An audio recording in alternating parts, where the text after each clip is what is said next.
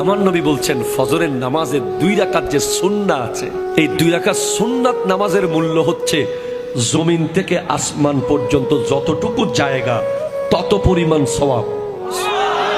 আপনি fair and handsome বাদ দেন, আপনি ফেয়ার অ্যান্ড লাভলি ম্যান বাদ দেন, গার্নিয়ার ম্যান বাদ দেন, আপনি ওই হাবিব তাসকিয়ারে গিয়ে আপনার ফেসিয়াল করা বাদ দেন, আপনি ফজরের নামাজে গিয়ে ওযুটা করেন না, তারপর দেখেন না আপনার চেহারার গ্লেজ কি কেমন মারে। আপনি হাজার হাজার টাকা ফেসিয়াল করেন, আপনি হাজার হাজার টাকা বিউটিশিয়ানকে দিয়ে দিচ্ছেন, দিয়েন না, এগুলো আপনি ফিলিস্তিনের ভাই বোনের জন্য রেখে যান, ঠিক কিনা কথা বলেন? আপনি লক্ষ লক্ষ টাকা বিউটিশিয়ানকে দেওয়ার দরকার নাই।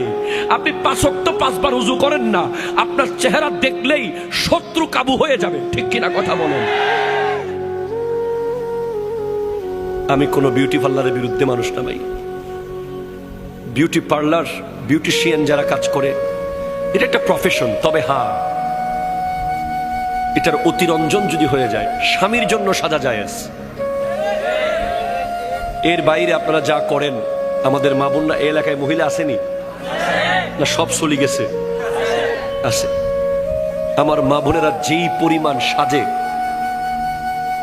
মেহেদি অনুষ্ঠানে যাওয়ার সময়, আগে পুরুষরা তেমন বিউটি পার্লারে যেত না, এখন পুরুষরা আরো বেশি। কালকে না পরশু দেখলাম একটা খেডি মাসাজ করতে গিয়ে রক্সিরি কাইতে পড়ে গেছে, ঠিক কিনা কথা কন? সাবধান, সতর্কতার কোনো মায়ের নাই। আপনার সেলুনে গিয়ে ওই মানুষটাকে দিয়ে আপনার মাথা মাসাজ করাইতে হবে না। সায়েন্স বলছে আপনি জাস্ট অন টাইম নামাজ পড়েন, আপনার মাথা মাসাজ সিজদায় হয়ে যাবে। কথা জোরে বলেন না, ঠিক কিনা? আপনি সেলুনের ওই মানুষ, ওই ভাইকে আর 10-20 টাকা 50 টাকা এমনি দিয়ে দেন, এতে কোনো অসুবিধা নেই। কিন্তু আপনি মাথা মাসাজ, ঘেড়ি মাসাজ, রক পিট মাসাজ যেগুলো করান সেলুনে গিয়ে, এগুলো সব কিছুর সমাধান একটা প্যাকেজে আছে, নামাজের ভিতরে আছে। অ্যাকর্ডিং টু সায়েন্স আপনি যদি পারফেক্টলি নামাজে দাঁড়ান, শোনেন, যখন আমরা আল্লাহু আকবার বলে এভাবে হাত তুলি, আছে না? নাই? আবার অনেকে তো হাত তুলে এভাবে, এর দূর দূরে যাওয়ার দরকার কি? কাছে তো কাছে যাই, এটা তো কাছে, কাছের থেকে কাছে মারি দিই। এর দূর দূরে আসলে তো বহুত দূর, প্রায় 3-4 কিলোমিটার দূরে আসতে হইতেছে। এটা করবেন না, পারফেক্টলি এখানে আসবেন অ্যাকর্ডিং টু সায়েন্স। আমি পড়ে বলছি আপনাকে, গবেষণা করে বলছি। কিতাবের নাম হলো সুন্নাতে মুস্তাফা এন্ড জাদিদ সায়েন্স। লেখকের নাম তারেক মাহমুদ চুইগাত। উনি গবেষণা করে লিখছেন, বিশ্বের কিছু অনেকগুলো বিজ্ঞানী গবেষণা করেছে নামাজ নিয়ে। যখন একজন বান্দা এভাবে হাত তুলে এখানে আঙ্গুল লাগায়, তখন তার 2 আঙ্গুলের সাথে কানের সাথে লেগে একটা বিদ্যুৎ আয়ন হয়, এবং এসে যখন নাভিতে হাতটা রাখে, নাভিতে পুরুষ হাত বাঁধা, এটা বিজ্ঞানসম্মত। গোটা শরীরের অসংখ্য সেল যেগুলো অলরেডি ঝিমিয়ে গেছে, ঘুমিয়ে গেছে, সেল, এখানে আমাদের শরীরে লক্ষ কোটি সেল আছে। নামাজে যখন আপনি আল্লাহু আকবার বলে নাভিতে হাত রাখবেন, পুরুষরা সাথে সাথে গোটা শরীরের হাজার হাজার লক্ষ লক্ষ ঘুমন্ত সেল অ্যাক্টিভ হয়ে যাবে। আর যখন আপনি শুরু করে দেবেন আলহামদুলিল্লাহি রাব্বিল আলামিন আর রহমানির রহিম মালিকি ইয়াউমিদ্দিন إياك نعبد وإياك نستعين اهدنا الصراط المستقيم صراط الذين أنعمت عليهم غير المغضوب عليهم ولا الضالين।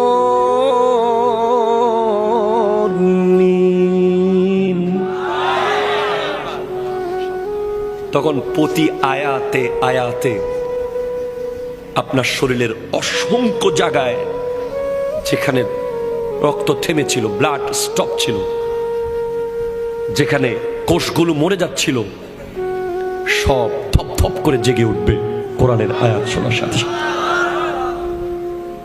এজন্য যে সমস্ত মা বোনেরা নামাজ পড়ে ওদের সন্তান, আর যে সমস্ত মা বোনেরা নামাজ পড়ে না ওদের সন্তান, দুই সন্তানের মধ্যে আকাশ আর পাতাল বেশ কম থাকবে। আচরণে, ভদ্রতায়, নম্রতায়, ধৈর্যতে, সবকিছুতে পার্থক্য থাকবে। এমনিতে মায়ের বুকের দুধ, পৃথিবীর সমস্ত ভিটামিন মিনারেলস দুইটা পানির ভিতরে আল্লাহ দিয়েছেন, একটা জমজমের পানি আর একটা মায়ের বুকের দুধ। যেখানে আল্লাহ গোশতের ভিটামিন দিয়েছেন, মাছের ভিটামিন দিয়েছেন, এ টু জেড সব ভিটামিন মিনারেলস আল্লাহ দিয়েছেন জমজমের পানিতে আর মায়ের বুকের দুধে। এমনিতেই ওই দুধের মধ্যে আল্লাহর দেওয়া নিয়ামত তো আছেই, পাশাপাশি মা যখন সিনার মধ্যে হাত রেখে নামাজ পড়তে থাকে, কোরআন তেলাওয়াতের মাধ্যমে আরো বেশি শক্তিশালী হয় মায়ের বুকের দুধ। ওই দুধ যখন সন্তান পান করে ওই সন্তান আল্লাহর ওলি হয়ে যায়। ওই সন্তান জগতের শ্রেষ্ঠ ব্যক্তিত্ব হয়ে যায়। ওই সন্তান সমাজ সেবক হয়। ওই সন্তান ধৈর্যশীল হয়। যে সমস্ত মারা নামাজ পড়ে পড়ে সন্তানকে দুধ পান করায়। আব্দুল কাদের জিলানী রহমতুল্লাহ আলাইহি, ওনার মা ওনাকে পেটে রাখা অবস্থায় সব সময় কোরআন তিলাওয়াত করতেন। দুনিয়াতে আসার পরেও কোরআন তিলাওয়াত করতেন বলে আব্দুল কাদের জিলানী রহমতুল্লাহ আলাইহির একটা স্পেশালিটি হলো উনি মায়ের পেটে সেহেরি খেয়েছেন, দুনিয়াতে এসে ইফতার করেছেন। এটা আপনাকে মানতেই হবে ভাই, কারণ আমি এমন কিতাব থেকে বলছি বাহাজাতুল আসরার, যেটার দলিল সনদ অত্যন্ত মজবুত। সুবহানাল্লাহ জোরে পড়েন। এরপর যারা তাহাজ্জুদ পড়বে, আমি তো বলেছি আল্লাহর মোবাইল নাম্বার লাগবে আপনাদের, কথা বলে লাগবে কিনা বলেন না। রব্বুল আলামিনের একটা মোবাইল নাম্বার আছে। আমাদের কওমি ঘরানার এক হুজুরের মুখে আমি শুনেছি, আমার খুব ভালো লেগেছে কথাটা। উনি বলছেন আল্লাহর মোবাইল নাম্বার হচ্ছে 222। বলে কেমনে? রাতের 2টা বাজে 2 রাকাত তাহাজ্জুদ, 2 ফোঁটা চোখের পানি। রাতের 2টা বাজে 2 রাকাত তাহাজ্জুদ, 2 ফোঁটা চোখের পানি। আল্লাহর সাথে আপনার কথা শুরু হয়ে যাবে। আরে ভাই, আপনি যদি আমার বছরে একবার ফোন দেন আমি কি চিনবো আপনাকে? চিনবো না ভাই, বিশ্বাস করেন চিনবো না, কষ্ট হবে। অ্যাক্সেস রোড দিয়ে এসে একটা বড় দোকান ছিল, নাম ছিল নিউ ফুডস কর্নার। ওই দোকান বরাবর যে মাঠ, মাঠের এক কোনায় 10-12 জন স্মার্ট যুবক ভাই ওয়াজ শুনতেছিল। এইভাবে করে আপনাকে বুঝাইতে হবে আমাকে, তখন আমি চিনবো। আর যদি আপনি আমারে মাসে একবার ফোন দেন, আমি তখন ফোন দেওয়ার সাথে সাথে মোটামুটি চিনে যাব। যদি সপ্তাহে একবার ফোন দেন, আমি লাইন কেটে ব্যাক করব। যদি ডেলি একবার ফোন দেন, আমি বলবো দোস্ত তুই দাঁড়া, আমি আসতেছি। ঠিক কিনা কথা বলেন? এটা দুনিয়ার নিয়ম। আপনি আল্লাহর সাথে ফজরে 4 রাকাত পড়েছেন, জোহরে 12 রাকাত পড়েছেন, আসরে 8 রাকাত পড়েছেন, মাগরিবে 7 রাকাত পড়েছেন, এশায় 15 রাকাত পড়েছেন। সম্পর্ক কাছে যাচ্ছে। রাত্রে দেখবেন আপনি ঘুমাইতে পারতেছেন না, ছট করে উঠে গেছেন 3টে বাজে, কে যেন আপনাকে ডাকছে। তাহাজ্জুদ পড়েছেন, বলেন আল্লাহ কি আপনাকে ওলি না বানিয়ে রাখবে? আয় বান্দা, আর থাকিস না, বন্ধু হয়ে যা। অ্যাকর্ডিং টু সায়েন্স, সমাজের যে নেতা হবে, কি হবে? জোরে কয় না, কি হবে? মসজিদের যিনি সভাপতি হবে, এলাকার মহল্লার যিনি সর্দার হবে, যিনি দেশের শাসক, সমাজের শাসক, ইউনিয়নের শাসক, জেলার শাসক, উপজেলার শাসক, অ্যাকর্ডিং টু সায়েন্স তাকে তাহাজ্জুদ গুজার বান্দা হওয়া উচিত, ঠিক কিনা বলেন? তাহাজ্জুদ নিয়ে গবেষণা করেছে আমেরিকার একদল বিজ্ঞানী। তারা বলছে এটা কি সিস্টেম, রাতের মাঝরাতে ঘুম থেকে উঠে যাওয়া, এটা কি শরীরের জন্য কোনোভাবে ভালো হতে পারে? তখন তারা এক দলকে ঘুম পাড়িয়ে রেখেছে আর এক দলকে ঘুম থেকে তুলে দিয়েছে তাহাজ্জুদের টাইমে, দুইটা দল। পরে দেখা গেছে যারা তাহাজ্জুদের টাইমে ঘুম থেকে উঠে যায় তাদের ডিসিশন নেওয়ার ক্ষমতা সবচেয়ে বেশি অ্যাপ্রোপ্রিয়েট হয়। আমার নবী 63 বছর জিন্দেগিতে আমাদের 63,000 বছরের কাজ করে গেছেন, ঠিক কিনা বলেন না? কেমনে পারলেন? হ্যাঁ, উনি নবী, ওনাকে আল্লাহ ক্ষমতা দিয়েছেন, কিন্তু আমার নবীজির জন্য তাহাজ্জুদ ফরজ ছিল। একটা মানুষ যখন তাহাজ্জুদ পড়বে সে কোনোদিন লাইফে রং ডিসিশন নিতে পারবে না। তার ব্যবসা লস হয়ে যাবে, সে সুইসাইড করবে না। হাজারো মেয়ে তাকে ছেড়ে চলে যাবে, সে হাত কেটে ফেলবে না। কথা বলেন ঠিক কিনা? তার সম্পদ নষ্ট হবে, সন্তান মারা যাবে, তার লাইফে যতই ঝড় আসুক, তাহাজ্জুদের মজা একবার যে পেয়েছে।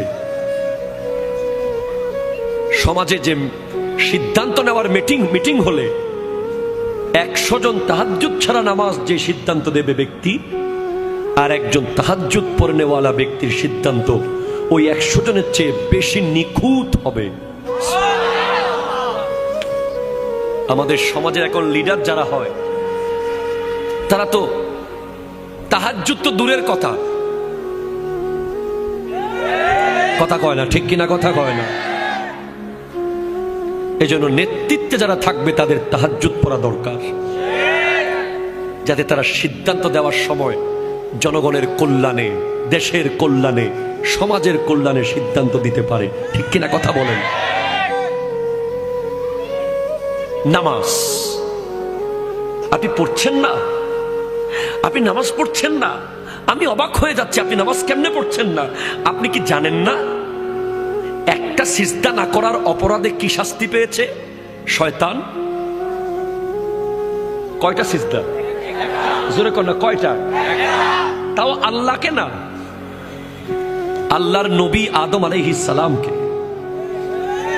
একটা সিজদা করে নাই, অহংকার করেছে, বিনিময়ে জান্নাত থেকে আল্লাহ বের করে দিয়েছে তাকে। কিয়ামত পর্যন্ত লানত প্রাপ্ত শয়তান। পৃথিবীর এমন কোন জায়গা নাই যেখানে সে সিজদা করে নাই আল্লাহকে, কিন্তু আল্লাহর কথা মতো একটা সিজদা না করার অপরাধে যদি সে এমন শাস্তির শিকার হয়, আপনি তো জানেন না প্রতিদিন 17 রাকাত হচ্ছে ফরজ নামাজ, 17 দুগুণ 34টা সিজদা। এগুলো কাকে করতে বলা হচ্ছে? আল্লাহ নিজেকে করতে বলছেন। হাইয়া আলাস সালাহ, হাইয়া আলাল ফালাহ। হ্যাঁ বলছে, হ্যাঁ বলছে, আজকেও বলেছে। হ্যাঁ, আজকে 17ই নভেম্বর অনেক ব্যবসায়ী এখানে আছে। ওই ওষুধের দোকানে যিনি ব্যবসা করেছেন ভালো করেছেন, কুলিং কর্নারে যিনি ব্যবসা করেছেন ভালো করেছেন, অনেকেই ব্যবসা করেছেন ভালো করেছেন। তবে আরেক দল ব্যবসায়ী এখানে আছে যারা আল্লাহর সাথে ব্যবসা করেছে, 17ই নভেম্বর ফুল লাভবান হয়েছে, এক বিন্দু লস করে নাই। ফজর পড়েছে, জোহর পড়েছে, আসর পড়েছে, মাগরিব পড়েছে, এশা পড়েছে, নফল পড়েছে, সুন্নাহ পড়েছে, আখিরাতের লাগেজে অনেক কিছু প্রবেশ করিয়েছে। আর যারা শেষ করে দিয়েছে, পড়ে নাই, খোদা কি কসম, কিয়ামতের আগে আর কোনোদিন আজকের 17ই নভেম্বর ফেরত আসবে না। যুবক ফেরত আনতে পারবা না আজকের ফজরের নামাজ, আর কোনোদিন ফেরত আনতে পারবা না। সারা জিন্দেগি সিজদা করলেও আজকের ফজরের নামাজের অন টাইম পড়ার যে নিয়ামত, এটা তুমি আর কোনোদিন পাবা না, কোনোদিন পাবা না। নবীজির সাহাবারা যদি এক ওয়াক্ত নামাজ জামাত ছুটে যেত, আরে সিদ্দিক আকবর যখন নামাজে দাঁড়াতেন, পাখি এসে বসে পাখি বিশ্রাম করে চলে যেত। পাখি কনফিউজ হয়ে যেত, উনি কি মানুষ না গাছ? সিদ্দিক আকবর রাদিয়াল্লাহু তাআলা আনহু একদিন মন খারাপ করেছে, মন খারাপ। আমার নবী জিজ্ঞেস করছেন, আবু বকর তোমার মন খারাপ কেন? বলে তোমার তো প্রথম তাকবীর মনে হয় ছুটে গেছে নামাজে। কারণ সিদ্দিক আকবরের জীবনে কোনো রেকর্ড নাই যে ইমামের পিছে উনি প্রথম তাকবীর ছেড়েছেন, এমন কোনো রেকর্ড নাই। কখনো গিয়ে রুকুতে গেছেন জামাতে, কখনো সিজদাতে, এমন রেকর্ড নাই। ওনার লাইফে প্রত্যেকটা নামাজ উনি ইমামের সাথে সাথেই নামাজের নিয়ত করেছেন। বলে ইয়া রাসূলুল্লাহ, আমার 40টা ওঠ হারিয়ে গেছে, কিন্তু নবী আমার কাছে নামাজের প্রথম তাকবীরের মূল্য হলো গোটা পৃথিবী পরিমাণ ওট যদি আমাকে মালিক বানিয়ে দেয়া হয়। আমাকে যদি কেউ বলে তুমি নামাজে 1 মিনিট পরে যাও, 1 মিনিট পর, 1 মিনিট পরে গেলে তোমার সমস্ত ওটগুলো বেঁচে থাকবে, আর 1 মিনিট আগে নামাজে গেলে তোমার ওটগুলো সব তুমি হারিয়ে ফেলবে। আমি আবু বকর পৃথিবী পরিমাণ ওট হারাতে রাজি, ইমামের পেছনে প্রথম তাকবীর আমি ছাড়তে রাজি না। আপনি জানেন, আপনি হাসতেছেন এখনো, আপনি এখনো গল্প করছেন। আপনি কি জানেন জীবনটা কি? আপনি জানেন না আসলে। আমার নবীজি বলেছেন, আমি যা জানি তোমরা যদি তা জানতে তোমরা কোনো দিন হাসতে না। হ্যাঁ, হযরত রবি বিন হুসাইন একজন তাবেঈ, উনি উনার ঘরের বেডরুমে কবর করেছেন। কবর বেডরুমে। পৃথিবীর কোন পাগল বেডরুমে কবর করবে? একটা রুমের ভাড়া কত টাকা? আমরা তো শহরে ঘর বানানোর সময় জানাজার লাশ বের হওয়ার জন্য জায়গাও রাখি না। কোরবানির পশুটা জবাই করি হাইওয়ে রোডে। আমরা মুসলমান। আর আল্লাহর নবীর কলিজার টুকরা সাহাবাদেরকে যারা দেখেছেন, তাবেঈনদের একজন রবি বিন হুসাইন, উনি ওনার ঘরের বেডরুমে কবর করেছেন। কেন জানেন?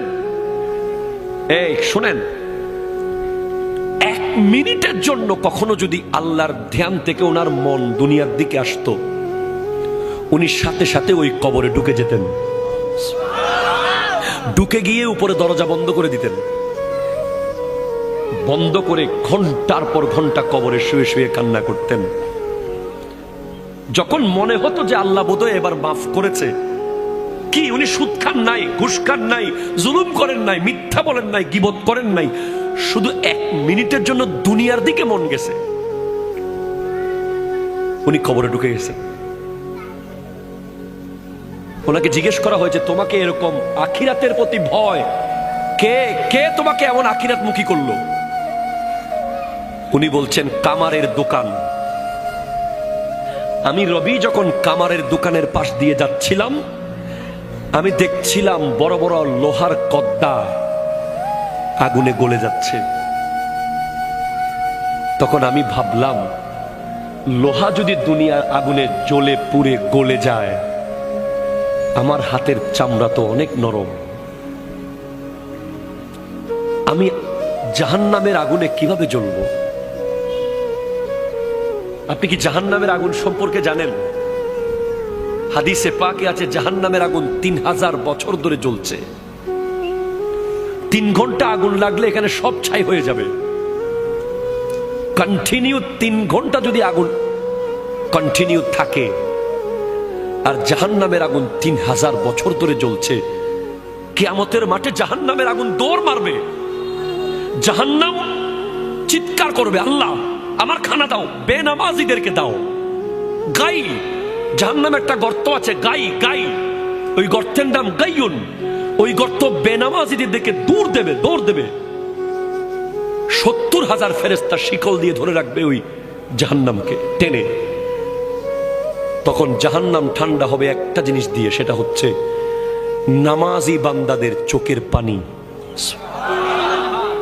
যারা নামাজ শেষে মোনাজাতে চোখের পানি ফেলে, ওই পানিগুলো যদিও টাইলসে পড়ে যায় মনে করেন না, ওগুলো আল্লাহ রিজার্ভ ফান্ডে রেখে দেয়।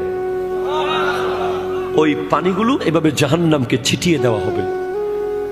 জাহান্নাম মুহূর্তের মধ্যে ঠান্ডা হয়ে যাবে। নামাজের কত মূল্য হলে হযরতে ফাতেমাতুজ জাহরা রাদিয়াল্লাহু তাআলা আনহা, আমার নবীজির কন্যা, একটা সিজদা করতেন তাহাজ্জুদের, ফজর হয়ে যেত। উনি আল্লাহর কাছে শুধু চাইতেন, আল্লাহ একটা লম্বা রাত আমাকে দিও, আমি একটু মন ভরে তোমাকে সিজদা করব। নামাজের কত মূল্য হলে ইমাম হোসেন রাদিয়াল্লাহু তাআলা তলোয়ারের নিচে নামাজ পড়েছেন, আর 10 মিনিট পরে নামাজ পড়লে উনি সমস্ত ইয়াজিদ বাহিনীকে কেটে ফেলতে পারতেন। কিন্তু না, যেই তলোয়ার গাজর মূলার মতো কাটতেছিল ইয়াজিদিদেরকে, সেই তলোয়ার হঠাৎ থেমে গেল মসজিদের আজানে। উনি নামাজে দাঁড়িয়ে গেছেন।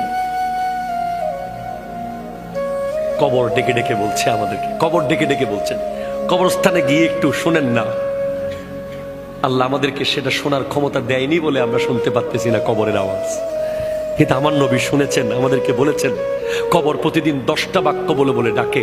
তার মধ্যে 1 নম্বর, তাসআ আলা জাহরি ওয়া মাসিরুকা ফি বাতানি, আমার পিঠের উপরে দৌড়াদৌড়ি করতেছিস তোরা, এত অহংকার। আমি কবরের পিঠের উপরে এত ভাবসাব তোর, কিসের এত অহংকার তোর? ওয়া মাসিরুকা ফি বাতানি, কালকে আমার পেটে তুই আসবি, কালকে। ঠিক কিনা কথা বলেন না? কালকে আসবি আমার পেটে তুই, কবর বলছে। 2, ওয়াত্তাসআ আলা জাহরি ওয়া তুআজ্জাবা ফি বাতানি, আমার পিঠের উপরে গুনাহ করছিস, আমার পেটে তোকে আসতে হবে। কবর বলছে ওয়াতানদিমু আলা জাহরি, আমার পিঠের উপরে হাসি ঠাট্টা মজাক করছিস, ওয়াতাবকি ফি বাতানি, আমার পেটে তোকে কাঁদতে হবে। হ্যাঁ, জি, না না না, মুসলমানের ছেলেকে আল্লাহ হাসতে বানায় নাই। মুসলমানের ছেলে এক লাইন অযথা কথা বলতে পারে না। কোরআন বলেছে ডাক্তার সফল বলেনি, কোরআন ইঞ্জিনিয়ার সফল কোরআন বলেনি, পলিটিশিয়ান সফল কোরআন বলেনি, ব্যারিস্টার সফল কোরআন বলেনি। কোরআন বলছে কাদ আফলাহাল মুমিনুন, মুমিনরাই সফল, মুমিনরাই সফল, মুমিনরাই সফল। ঠিক কিনা বলেন না?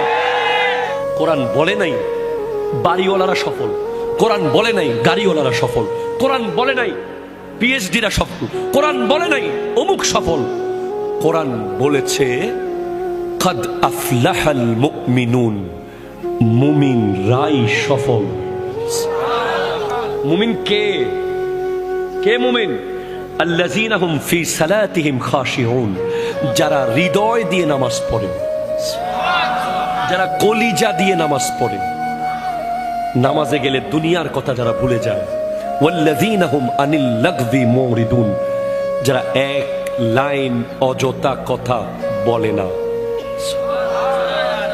ওয়াল্লাযীনা হুম লিযাকাতি ফাইলুন, যারা জাস্ট টাইম যাকাত দিয়ে দেয়। ওয়াল্লাযীনা হুম লিফুরুজিহিম হাফিজুন, যারা লজ্জাস্থানকে হেফাজত করে। জীবনের মহামূল্যবান সময় চলে গেছে। মুসলমানের ছেলেরা যেন নামাজ পড়তে না পারে, এজন্য সমস্ত রকমের আয়োজন করে রেখেছে ইহুদি খ্রিস্টানরা। ঠিক কিনা কথা বলেন? মুসলমানের ছেলে যেন নামাজ পড়তে না পারে, এজন্য নেইমার আর ক্রিস্টিয়ানো রোনালদোকে কিনেছে সৌদি আরব। ঠিক কিনা কথা ধরে বলেন? আজকের সৌদি আরবের নিউজ দেখেন আপনারা, রিয়াদে কাবা ঘরকে স্ক্রিনের মধ্যে রেখে বেগানা নারী নাচতেছে। মুসলমানের ছেলেকে ধ্বংস করে দেওয়ার জন্য প্রতিদিন গেম তৈরি হচ্ছে, প্রতিদিন সফটওয়্যার তৈরি হচ্ছে, প্রতিদিন ব্যাটিং সাইট তৈরি হচ্ছে, প্রতিদিন প্রতিদিন কিছু না কিছু হচ্ছে। মুসলমানের ছেলেকে মসজিদ থেকে গলা ধাক্কা দিয়ে বের করতে হবে না, একটা জিন্সের প্যান্ট মুসলমানের ছেলেকে বের করে ফেলেছে মসজিদ থেকে। হ্যাঁ, আমার কথা বিশ্বাস না হলে আপনি গবেষণা করেন না। যেদিন থেকে জিন্সের প্যান্ট এসেছে সেদিন থেকে শত শত যুবক নামাজ থেকে দূরে চলে গেছে। কেন? কারণ ওই প্যান্ট পরে সে বসতে পারে না, ঠিকভাবে প্রস্রাব করতে পারে না, পরে বলে হুজুর আমার প্যান্টের সমস্যা। আপনি তো বুঝেন নাই সেটা। মুসলমানের ছেলেকে ট্রিট দেওয়া হয়েছে, ট্রিট। পাশ করেছিস ট্রিট দে, বিয়ে করেছিস ট্রিট দে, ফলো হইছে ট্রিট দে। ট্রিট করতে এসেছে, ট্রিট কোথায় পাইলা তোমরা? ইসলাম তো ট্রিটকে দেয় না, ইসলাম ফাতেহা দিয়েছে, ঠিক কিনা বলেন না? একটা যুবক যাচ্ছে ট্রিটে, একটা যুবক যাচ্ছে ফাতেহাতে। বিশাল পার্থক্য হয়ে যাবে। যে ট্রিটে যাবে তার ফ্যান থাকবে সিরা,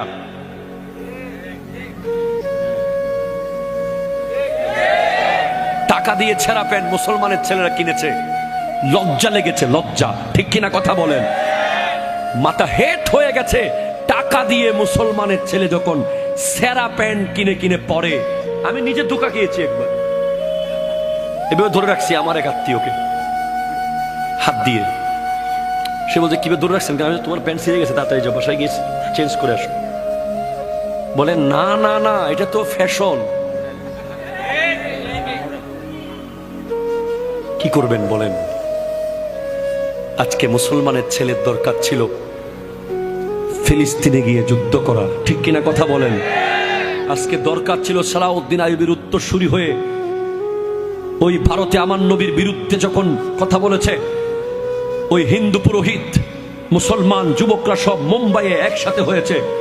সেদিন সাংবাদিক জিজ্ঞেস করেছিল, আপকা ঘর कैसे चल रहा है, आपका संसार कैसे चल रहा है, आपका बाल बच्चा कैसे चल रहा है, आप सब तो मुंबई में आ गया।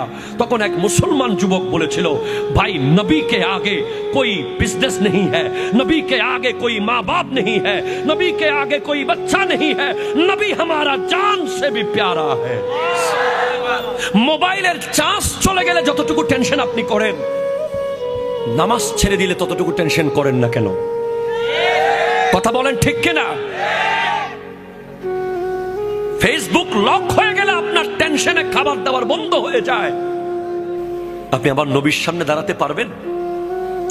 আপনি আল্লাহর সামনে কেমনে দাঁড়াবেন? আল্লাহ তো আপনার পক্ষে গিয়ে ফেরেশতাদের বিরুদ্ধে গিয়েছিল। আল্লাহ বলছেন, ইন্নী জাইলুন ফিল আরদে খলিফা, আমি জমিনে আমার খলিফা বানাবো, মানুষ বানাবো। ফেরেশতারা বলছে, আতাজালু ফিহা মান ইউফসিদু ফিহা ওয়া ইয়াসফিকু দিমা, আপনি কাদেরকে বানাবেন যারা জমিনে গিয়ে মারামারি কাটাকাটি করবে তাদেরকে? আল্লাহ বলছেন, না, ইন্নী আ'লামু মা লা তা'লামুন, আমি যা জানি তোমরা তা জানো না। তো আজকের দিনে আপনি যদি বেহায়াপনা করেন, আপনি রং তামাশা করেন, আপনি ইহুদিদের মতো যদি চুল কাটেন, কথা জোরে বলেন ঠিক কিনা? চুলের এদিকে ঘষা মারা, এদিকে আগা মারা, ওইদিকে মাথা মেরে দেওয়া, আনারস কাট, এগুলো মুসলমানের চুল নয়, এগুলো ইহুদিদের চুল। কথা বলেন ঠিক কিনা? হাত তুলে বলেন ঠিক কিনা বলেন। আপনি আগে মাথার চুল ঠিক করেন, তারপর ফিলিস্তিনের পক্ষে কথা বলেন। আপনার আপাদে মস্তক আপনি চেক করেন, ইহুদিদের কি কি আপনার ভিতরে ঢুকে গেছে। আপনি যে নেইমার আর মেসিকে নিয়ে শত শত দিন বন্ধুর সাথে তর্ক করেছেন, সেই নেইমার আজকে কোথায়? সৌদি আরবে। আপনার আমার ফিলিস্তিনের ভাই বোনদের টাকা, আপনার আমার টাকা, তেলের টাকা, আল্লাহর দেওয়া টাকা, সেই টাকা আজকে নেইমারকে 5 স্টার হোটেলে রেখে সৌদি আরবকে ফুটবল শেখানো হচ্ছে। বিনিময়ে কি পেলাম? ফুটবলের মধ্যে এখন কালিমা। আপনি ইন্টারনেটে সার্চ করেন, মেড ইন চায়না ফুটবল বানাচ্ছে, শত শত বল যেখানে সৌদি আরবের পতাকা লাগানো আছে, লা ইলাহা ইল্লাল্লাহু মুহাম্মাদুর রাসূলুল্লাহ। ফুটবল তো আপনি জানেন লাঠির জিনিস, ঠিক কিনা? আর তর্ক করবেন আপনি? আপনি যেভাবে বন্ধু নিয়ে চিপস, কোক, স্প্রাইট, চনাচুর নিয়ে যেভাবে বিশাল এলইডি টিভিতে ফুটবল কোপা আমেরিকার ফাইনাল দেখতে বসেছিলেন, সেভাবে যদি একবার নিজের ঘরে কোরআন তেলাওয়াত করতে বসতেন, আপনি ওলি আল্লাহ হয়ে যেতেন, ঠিক কিনা? কথা বলেন। বসেন নাই, বসেন নাই। আপনাকে আল্লাহ বলবে, শেষ কথা, আমার শেষ কথা। আল্লাহ বলবে, তুই ঢাকা যাওয়ার সময় 3 ঘন্টার ভিতরে সব প্রস্তুতি নিতে পেরেছিস, গামছা, লুঙ্গি, ব্রাশ, টুথপেস্ট, টিকিট সব 3 ঘন্টায় রেডি। তুই দুবাই যাওয়ার সময় 3 দিনে সব প্রস্তুতি নিয়েছিস। আর আমি আল্লাহর সামনে আসার জন্য তোকে 90 বছর টাইম দিয়েছিলাম, তোকে 70 বছর টাইম দিয়েছিলাম, তোকে 50 বছর টাইম দিয়েছিলাম, কই তুই এত অগোছালো কেন? কোথায় তোর আমলনামার এই হাল কেন? বাস এই প্রশ্নের উত্তর যেন দিতে পারেন আল্লাহর সামনে। আল্লাহ পাক আমাদেরকে কবুল করুন।